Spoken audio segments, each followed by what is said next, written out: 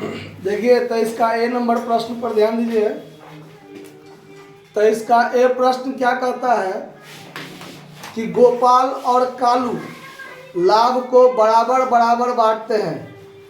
Gopal commission काटने के पूर्व शुद्ध लाभ का 10% कमीशन के साथ 2000 रुपया प्रति माह वेतन पाने का अधिकारी है। यानी गोपाल और कालू जो दो साझेदार है, उसमें दोनों साझेदार को मिलता है वेतन और कमीशन। लेकिन कैसे क्या करना है उस पर थोड़ा गौर से देखिए। गोपाल को कमीशन काटने के पूर्व शुद्ध लाभ का 10% कमीशन और 2000 रुपया वेतन पाने का अधिकारी है। और कालू जो है, कालू को प्रति वर्ष 20,000 वेतन और कमीशन व वेतन काटने के पश्चात लाभों पर 5% कमीशन पाने के अधिकारी है। आया बात समझ में? यानी कभी भी वेतन और कमीशन दोनों का जिक्र हो तो सबसे पहले आप दोनों साझेदार को वेतन दे दीजिए। दोनों साझेदार को वेतन दे दीजिए सबसे पहले। उसके बाद फिर जो कमीशन देने वाली बात आता है, उसमें एक साझेदार को पहले कमीशन काटने से पूर्व के लाभ पर कमीशन और एक साझेदार को वेतन कमीशन दोनों चीज काटने के बाद के लाभ पर कमीशन। तो बाद के लाभ वाली बात आता है तो फिर फाइनल अकाउंट में हम आप लोगों को बताए थे बात कि शेष लाभ गुने दर बट्टा 100 प्लस दर करते हैं ना। तो देखिए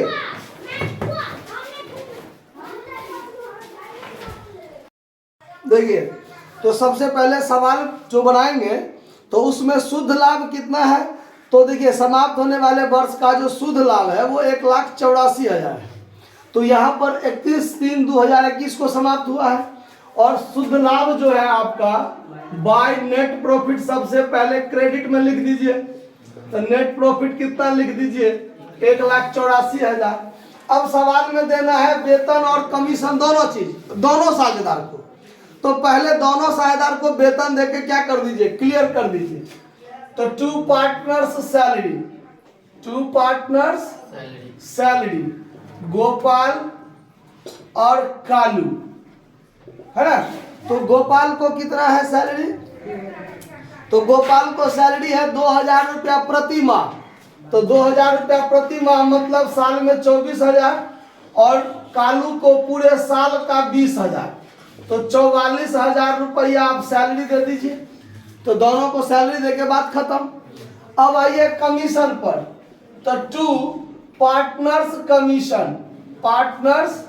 कमीशन की जब बात आएगा तो यहाँ पर देना है किसको? तब पहले देना है गोपाल को और फिर देना है कालू को।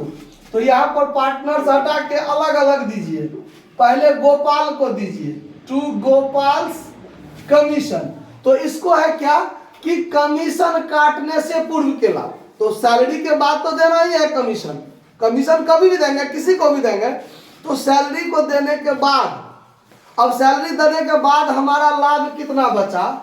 तो 1,84,000 में से 44,000 कट गया तो हमारा लाभ कितना बचा? 1,40,000। अब इसको जो कमीशन देंगे हम कितना परसेंट है? 10% कमीशन देना है। तो 1,40,000 जो लाभ बचा है अभी, 1,40,000 का 10% कर दीजिए। तो इसको 14,000 कमीशन दे देंगे। चलिए, बाहर में इतना हल्ला करता है दिक्कत हो जाता है। देखिए अब इधर ध्यान दीजिए। तो टू गोपाल्स कमीशन 14,000 हो गया। अब देना है कालू को कमीशन, टू कालूज कमीशन।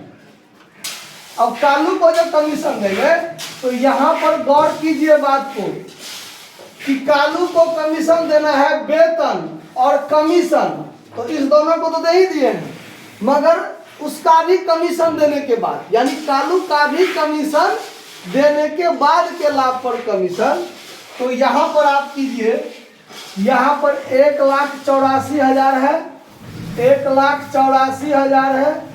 1,84,000 में से ये 44,000 और 14,000 दोनों को घटा दीजिए। तो कितना बचा? 1,26,000 बचा। 44 घटा तो 1,40,000, और फिर इसका भी कमीशन दे दिए तो कितना बचा? 1,26,000। अब 1,26,000 गुने 10 बट्टा 110 करना है कि नहीं करना है? कितना है? 5% है कि 10% है?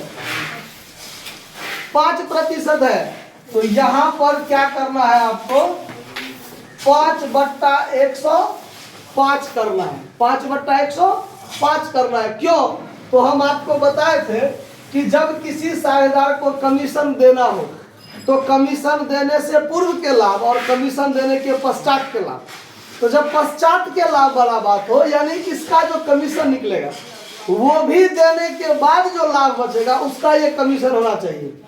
तो उसके लिए सूत्र होता है शेष लाभ, यानी अभी तक का शेष लाभ। अभी नहीं दिया ना, अभी तक का शेष लाभ कितना? तो 1,84,000 में से ये दोनों घटा दिया तो 1,26,000 गुने दर बट्टा 100 प्लस दर। तो बट्टा में 100 और प्लस 5, 105 हो गया ना। अब इसको काट दीजिए, तो इसको काटिएगा तो ये 21 से कटेगा, और 21 से इसको काटिएगा तो 6,000 होगा। कितना होगा? 6,000 दे दिया। अब 1,26,000 में से 6,000 भी गया तो अब कितना बचा? 1,20,000। ये 1,20,000 क्या हो जाएगा? लाभ, जो साझेदार आपस में क्या करेगा? बांटेगा। तो यहाँ हो जाएगा 2 पार्टनर्स कैपिटल अकाउंट। ये प्रॉफिट हो गया, साझेदार इसको बांट लेंगे कैसे? बराबर बराबर। तो एक है गोपाल और एक है कलुआ, कलुए ना। हाँ, तो 60,000 क्या कर लेगा? दोनों आदमी बांट लेगा। बात खत्म। कहीं कोई दिक्कत समझने में? नोट कर लीजिए।